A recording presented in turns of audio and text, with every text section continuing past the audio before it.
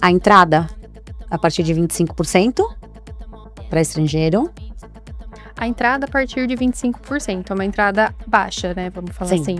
É importante entender que aqui o dono do imóvel é quem paga todas as despesas, né? O inquilino, ele paga um valor fechado. Era algo bem diferente e aquilo me despertou muita curiosidade, ao mesmo tempo que eu percebi uma necessidade da gente que tem a língua portuguesa, que está acostumada com o Brasil, que entende o mercado financeiro do Brasil. E esse financiamento, ele é de quanto tempo? É parecido com o Brasil? 30 anos? Tem de 10, 35? de 15, de 30, mas o mais comum para o estrangeiro é o de 30 anos. Mais uma vez aqui dos estúdios de podcast da Q Capital. Hoje eu tenho um grande prazer de receber a Ana, que é minha sócia na Trinca Real Estate. Veio visitar o mercado aqui nos Estados Unidos, foi para Orlando, né, Ana? Agora está passando aqui por Miami. Veio conhecer o nosso escritório. E a gente aproveitou para fazer um podcast para tirar dúvidas de todo mundo. Isso aí, Bru. Primeiro, muito obrigada por me receber. Obrigada por toda a troca que a gente já teve. E acho que esse podcast vai selar isso pra gente começar a vender, né? Isso mesmo, isso aí. Bru, fala um pouquinho pra mim. Quem é a Bruna? Quanto tempo você tá aqui? Como que funciona seu trabalho? Me conta um pouquinho. Bom, a Bruna veio morar nos Estados Unidos a primeira vez em 1997. Eu ainda estava cursando o nosso famoso colegial naquela época, hoje ensino médio. Vim com os meus pais e morei alguns anos aqui, acabei voltando para o Brasil e fiquei um bom tempo no Brasil trabalhando em banco. Então eu trabalhei 20 anos no mercado financeiro, em bancos de investimento e regressei para os Estados Unidos tem 4 anos que eu voltei para cá. E quando eu voltei, eu resolvi comprar um imóvel aqui financiado. E a minha renda ainda estava no Brasil. Então, apesar de já ter documentação aqui, a minha renda ainda estava no Brasil. E então, eu fiz um financiamento como se fosse uma estrangeira. Ah, que legal. Passou pelo processo do começo ao fim. Exatamente. E me chamou muita atenção. Eu tinha uma ideia já de financiamento no Brasil, apesar de eu não trabalhar efetivamente com isso. E era algo bem diferente. E aquilo me despertou muita curiosidade, ao mesmo tempo que eu percebi uma necessidade da gente que tem a língua portuguesa, que está acostumada com o Brasil, que entende o mercado financeiro do Brasil, então ter essa visão dos dois lados. E aí foi que eu resolvi tirar minha licença, que aqui você precisa de uma licença para trabalhar com financiamento imobiliário, e deixar de trabalhar com banco. Então eu fiz essa transição e hoje eu estou aqui com a Q Capital. A Q Capital já financiou mais de 8 bilhões de dólares e o nosso principal foco é o investidor estrangeiro. Tem experiência. Exato. Bru, então a primeira pergunta que eu ia começar, você já respondeu, né? Se o estrangeiro pode ou não financiar um imóvel aqui nos Estados Unidos. O estrangeiro pode e é muito comum. A gente tem cada vez mais a busca de investidores estrangeiros, não só o brasileiro, mas do mundo todo, investindo aqui nos Estados Unidos. É uma moeda forte, uma economia estável e essa busca tem aumentado bastante. E esse estrangeiro, ele precisa ter visto ou não é necessário? Como que funciona? Nós temos algumas instituições hoje que já não pedem mais nem o visto de turista. Tá? Então, o estrangeiro não precisa ter nenhuma documentação de residência, ele não precisa ter green card, ele não precisa vir aos Estados Unidos para realizar essa compra e esse financiamento. A gente consegue fazer tudo remoto e hoje nós já temos algumas instituições que não exigem nenhum visto de turista, somente a cópia do passaporte. Facilitado, né? Facilitado. E esse financiamento, ele é de quanto tempo? É parecido com o Brasil? 30 anos? Tem de 35? 10, de 15, de 30, mas o mais comum para o estrangeiro é o de 30 anos. É algo que você vai ajustando durante o processo de financiamento? Sim, a gente pode ajustar dependendo do interesse do objetivo, né, do cliente, se ele quer um tempo mais curto de financiamento, mas o mais comum hoje são os financiamentos de 30 anos. Tá. E quando a gente fala de juros, como que funciona? O brasileiro, ele tem a mesma taxa de juros do residente? Sim. Quando a gente fala de imóvel de investimento, que é o caso do estrangeiro, a taxa de juros tem a mesma realidade para um americano investindo. Isso não muda. As taxas hoje elas estão entre 6 e 6,5 mais ou menos. independente se é um estrangeiro ou se é um residente, um cidadão americano. E essa taxa, ela tem essa variação de banco para banco ou de perfil de cliente? De perfil. A variação da taxa, ela depende do tipo de programa que a gente vai utilizar e o tipo de imóvel que está sendo financiado. Isso é o que faz variar mais a taxa. Quando a gente está falando de investimento, não é por conta de ser estrangeiro ou americano. Tá. E esses programas foi o que a gente comentou na live sobre. Vamos Exatamente. falar um pouquinho deles? Vamos. Então, assim, são 3 frentes de comprovação de renda mais comuns, tá? A primeira é o que a gente chama de full doc. Então, é aquele investidor que tem uma renda formal, seja como funcionário ou como empresário ou como pessoa jurídica, né? Então, ele faz a comprovação da renda pessoal dele. Tudo isso com a renda do Do Brasil, país que ele mora, do Brasil, sempre do no caso. país onde ele vive, exatamente. Então, ele comprova essa renda pessoal através de uma carta de contador. Tá? Esse é o programa que a gente chama de Full Doc, que é o programa que tem as melhores condições, as melhores taxas. E vai ser sempre pela carta do contador, não vai apresentar o lerite para vocês? Não, a carta do contador é o que usa para comprovação de renda, dependendo da instituição que a gente usa. Às vezes a gente tem algumas pequenas diferenciações no tipo de documentação, mas a base da comprovação da renda é a carta do contador. Nós temos uma segunda possibilidade, que é o programa de ISA, que hoje está sendo muito usado, que é um programa que usa o potencial aluguel daquela propriedade para comprovar a renda. Então, o investidor não precisa comprovar a renda pessoal. Isso daí eu achei sensacional. É sensacional, né? Maravilhoso. Eu acho que o mais sensacional dessa possibilidade é se um banco empresta para uma pessoa que não está nos Estados Unidos, não é um residente dos Estados Unidos, apenas baseado na renda que o imóvel pode gerar, eu acho que isso comprova como a operação realmente funciona. Funciona e como eles acreditam no mercado imobiliário daqui, né? Como é sólido. Exatamente. Eles se garantem com uma avaliação. É uma avaliação feita do potencial aluguel daquela propriedade. Porque se não alugar o imóvel... Exato. O banco sabe que aluga. O banco sabe, ele tem essa confiança no mercado imobiliário aqui. E a terceira opção que a gente tem de comprovação de renda é para aquele cliente que vive de investimentos. Tá. Seja porque mudou o curso, vendeu sua empresa, ou trabalha para si mesmo investindo. Então, a gente tem um programa que chama Asset Depletion, em que o banco analisa os investimentos que tem liquidez desse cliente e ele faz um cálculo para chegar numa renda mensal com base naquele investimento que o cliente tem. Que legal. Então, são diferentes perfis. A gente consegue trabalhar com todo tipo de perfil. Ô, Bru, e para fazer esse financiamento, qual que é o primeiro passo que o estrangeiro precisa dar? Conversar comigo. A gente bate um papo para entender o objetivo, o tipo de imóvel, a localidade, se ele está interessado em ter um second home, ou seja, um lugar para ele vir, se ele quer realmente uma propriedade somente de investimento que vai estar alugado o tempo todo, ou se ele quer misturar essas duas coisas, ou seja, uma propriedade que aceita o short-term rental, né, o que a gente conhece como Airbnb, ele pode usar, como ele também pode alugar.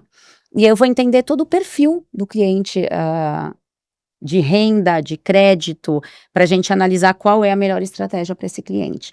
E isso vem também com uma pré-qualificação de quanto esse cliente pode financiar. Então, a gente consegue orientar até onde ele pode chegar, qual é o poder de compra dele usando o financiamento aqui, e isso auxilia na busca do imóvel também. Até porque o corretor de imóveis não vai sair visitando com o cliente antes dessa carta de aprovação de crédito. Exatamente, exatamente. Ela é uma carta que ajuda o corretor não só a entender qual o tipo de imóvel ele deve buscar, qual o valor, mas os corretores que representam os vendedores hoje em dia, eles muitas vezes até para mostrar a propriedade, eles já pedem que seja entregue uma carta de pré-aprovação. Para começar a fazer esse financiamento, o primeiro passo do financiamento é a abertura da empresa? Existe a possibilidade de que essa empresa seja aberta durante o processo, né? Então, a gente sempre trabalha em equipe e a gente tem isso sempre usando brasileiros, né? Para que o cliente se sinta mais seguro, mais confortável, que a comunicação aconteça muito bem.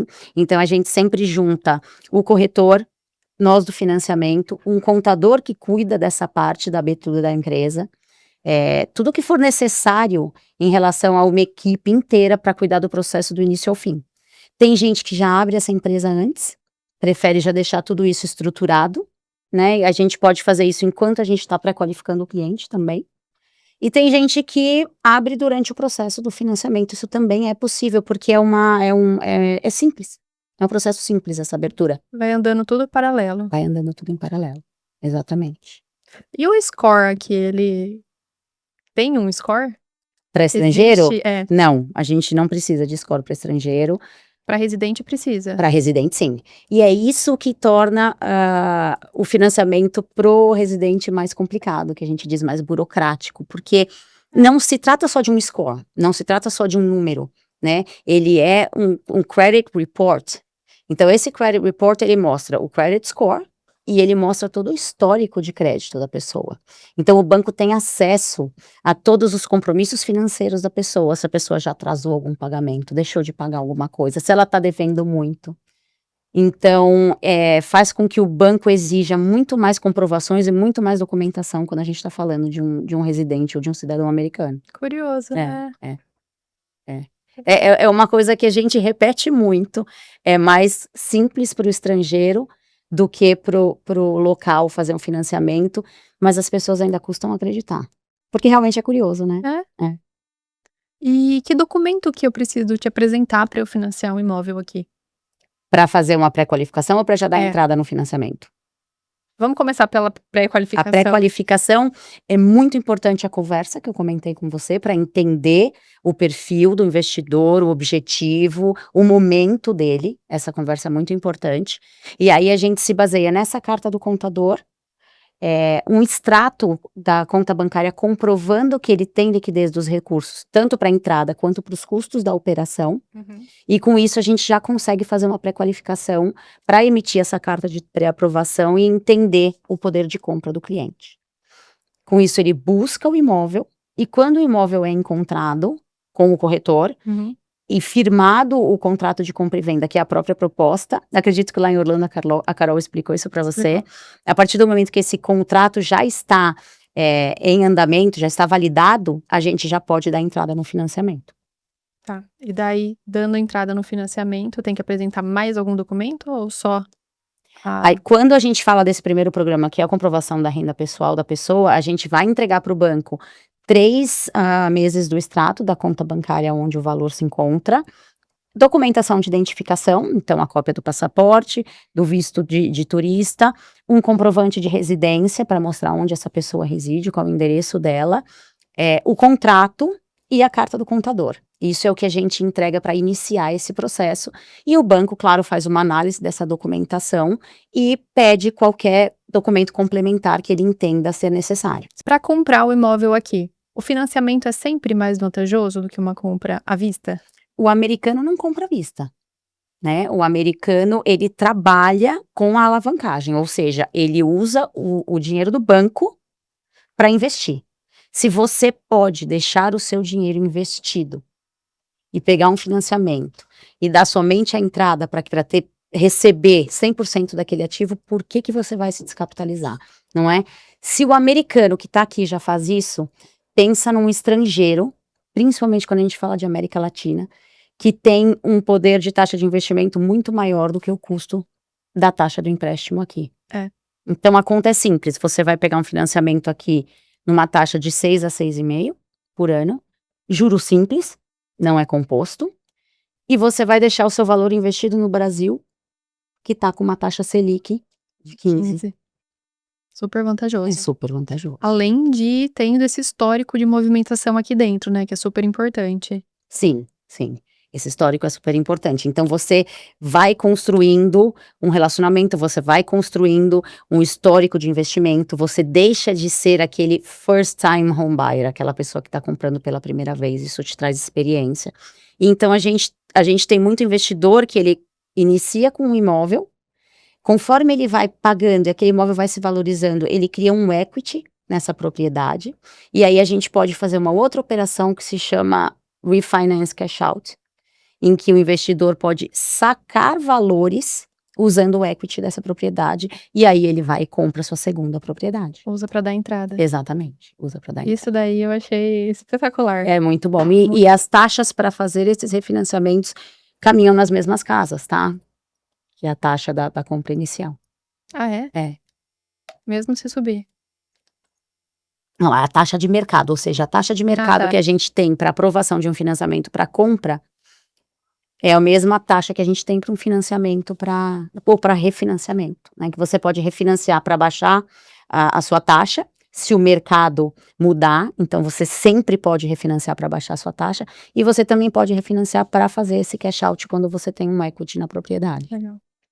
E eu ia te perguntar se dá para usar esse imóvel como renda, e no fim dá para interpretar das duas maneiras, né? Porque como renda dá para usar para fazer o financiamento. Sim, naquela sim, modalidade sim. de.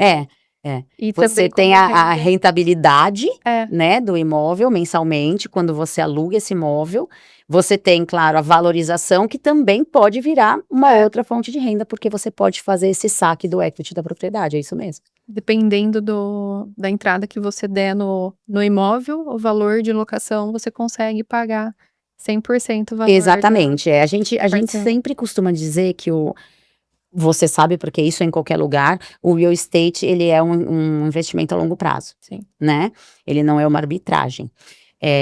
Então, você conseguindo dar 30% de entrada, por exemplo, usar o dinheiro do banco para os outros 70%, deixar os seus valores investidos e o aluguel dessa propriedade cobrir os seus custos, você tem um inquilino pagando pela sua operação. Então, isso já é muito rentável, né? Você vai ter uma valorização em cima de 100% do imóvel, você deu 30%. É a alavancagem. É a alavancagem, exatamente. O Bru, e hoje, por conta da taxa de juros, porque ela, pro americano, ela tá relativamente alta, né? Ela tá um pouco mais alta da média, né? Na realidade, se você olhar para trás e pegar um cenário dos últimos 10, 15 anos, e você desconsiderar momentos específicos da história, como, por exemplo, a crise de 2009, a pandemia, que é quando as taxas foram lá para baixo, você vai ter aí um mercado médio de entre 5, 5,5. Então, na verdade, hoje a taxa A6 ela não tá tão alta assim, né? É que é natural do ser humano ele lembrar daquele cenário que foi mais favorável, mas realmente foi devido a um acontecimento extraordinário que a gente não considera para fazer uma média de mercado, né? Principalmente se a gente olhar hoje para a taxa do Brasil, né? Exato, exatamente. E com isso, hoje, a gente tem um mercado que ele tá favorável para quem vai comprar? Essa taxa? Sim. A gente realmente teve uma subida na taxa de juros, né, de uns 2 anos atrás, depois isso veio melhorando, e isso fez com que a demanda diminuísse e a oferta aumentasse, o que coloca a gente num buyer's market, né, então quem tá comprando tem mais poder de negociação, isso acontece em qualquer lugar do mundo, né, então é um mercado cíclico e a gente vem saindo deste ciclo, ou seja, agora a taxa começou a baixar novamente, as demandas começaram a aumentar e a gente vai ter uma mudança desse momento em que a gente está. Então, eu acredito que a gente está ali no finalzinho desse buyer's market e a coisa vai começar a se transformar. Então, eu sempre gosto de dizer que o investidor ele tem que pensar no custo da espera, né? Tem muita gente que fala, eu vou esperar a taxa baixar. Então, você vai esperar, vamos dizer, 1 ano, essa taxa vai baixar 0,5%. E o imóvel? E essa taxa baixa em relação ao valor que você financia, não é em relação ao valor do imóvel. Enquanto a sua valorização, ela está baseada no valor do imóvel, que é maior, né? Então, realmente não faz sentido ficar esperando a taxa baixar. E depois vai pagar mais caro no imóvel, né? Vai pagar mais caro no imóvel, deixou de valorizar durante esse tempo, para ter uma queda de taxa muito pequena, que na sua parcela não vai fazer quase diferença. Sendo que ele poderia depois fazer o refinanciamento. Exatamente. O Bru, e fala pra mim, o que as pessoas fazem de errado durante esse processo de compra e financiamento? Não se planejar. Não se planejar. Então, o planejamento, em relação principalmente ao financiamento, faz toda a diferença. Quando você tem um planejamento com um mortgage broker, que é o que nós fazemos, a gente vai ter uma estratégia para você de que banco usar, de que programa usar. Aqui nos Estados Unidos, Ana, a gente não tem 4, 5 bancos, né? 4, 5 grandes bancos. A gente tem uma gama só nossa, que o Capital trabalhamos com quase 50 opções. Nossa. Então, você imagina um investidor, principalmente aquele que está fora, precisar entrar em contato com inúmeros bancos para entender quais são as possibilidades que ele tem. Ele não tem a consegue. possibilidade de ir sozinho direto no banco. Ele tem. Ele vai precisar conseguir abrir uma conta, ele vai precisar vir aqui para abrir uma conta, e ele vai ter que falar com inúmeros bancos, sendo que quando você trabalha com um mortgage broker, a gente já tem esse contato, a gente já conhece as regras de cada banco. Qual banco se encaixa melhor com o perfil daquele cliente? Qual a documentação que aquele cliente pode disponibilizar? Então, isso realmente é o que faz toda a diferença para ele ter a melhor estratégia. Falo, é melhor deixar na mão de quem faz isso todo dia, né? Exatamente. Já tem Uma documentação mal organizada pode significar uma negativa. E daí a gente entra no perfil de quem não deve financiar. Quem não deve financiar, quem não quer se planejar. Eu diria que quem não. Eu não vejo razões para alguém não financiar aqui nos Estados Unidos. Não existe essa razão. E tudo depende de um bom planejamento ao lado dos profissionais certos. Com certeza. E existe algum perfil de cliente que não aprova? Não. O cliente que não se planeja. E o cliente que não contrata os profissionais certos. Então, o que eu costumo dizer assim, aqui nos Estados Unidos, cada um realmente faz a sua parte. Aquele cliente que quer cortar o caminho, ou que quer que um profissional resolva todos os problemas dele, esse cliente pode sim ter problemas para sua aprovação. Então, a gente tem o mortgage broker que vai traçar a estratégia, a gente tem o contador que vai cuidar da abertura da empresa, a gente tem o corretor que vai buscar o imóvel. Então, se a estratégia for montada da maneira que ela deve ser feita, eu não vejo um perfil de cliente que não seria aprovado. Em resumo, então, confie no Confia no processo. profissional e no profissional, né? Exato. Tem exatamente. confiança ali no profissional, deixa na mão dele, Uhum. que ele vai orientar ali o papel que o contador vai fazer, o papel que o Mortgage broker. mortgage broker vai fazer e o papel que o corretor vai fazer, né? Exatamente. E a gente processo oferece flui. todo esse serviço em português exatamente por isso. Isso eu acho super legal. Não precisar ter outra conversa, buscar outro profissional em um lugar separado e ter tudo isso tudo junto. concentrado aqui. Tudo num lugar só. Tem mais alguma coisa, Bru, que você acha? Eu acho que é importante a gente dizer o seguinte: diferente do Brasil, aqui não tem uma idade máxima para financiar. Importante. Importante. Então, No Brasil, isso é muito relevante. aqui não. Aqui, qualquer idade você pode buscar um financiamento e a sua aprovação não vai ser baseada na sua idade. E ele vai ser uma aprovação de 30 anos. Uhum.